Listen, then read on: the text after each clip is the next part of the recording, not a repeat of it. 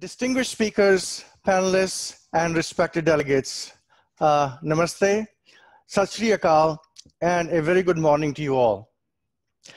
I'm deeply honored to be able to welcome you to Reflections at 50 Walking in Dharma Conference. So what is this conference? And why a conference, and why at this time? This year, the World Hindu Council of America, or VHPA, has just turned 50. Over these 50 years, it has built a proud history of serving the social, cultural, spiritual, and intellectual needs of the Hindu American society. It has also spawned and inspired a number of other organizations which have gone on to flourish on their own and have become an important part of the Hindu movement in America. Now, 50 is an important age to be in. By the time you turn 50, you have typically found what you're good at. You have garnered a lot of experience, and you have a bunch of accomplishments ahead of you. But most importantly, by the time you turn 50, you have acquired the intellectual maturity to look at your past with a critical eye, learn from it, assess your present, and then make some mid-course corrections so that you can solidify your legacy and enhance it. I call it looking back to look forward. And that's precisely what Reflections at 50 is intended to do.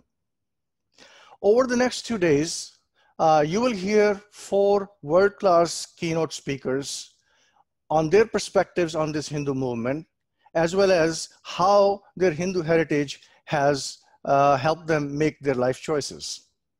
You will also hear from 8 different panels, as well as have an opportunity to interact with these panels on a wide variety of subjects. You will hear from our youngest members of the society. You will hear from our youth. You'll hear from our women's perspectives. You'll hear from our pioneering generation who are just reaching their golden years. You'll hear issues of advocacy, and so on and so forth, a variety of issues. Of course, the content of these discussions will be different.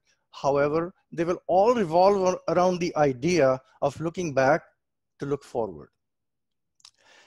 Here, I like to just make 2 quick points. Firstly, we are not confining our conversation to just VHPA issues. We have, in fact, invited leaders of many sister organizations so that we can get a broad perspective on this Hindu movement in America. Secondly, Reflections at 50 is not the end of the road in these conversations.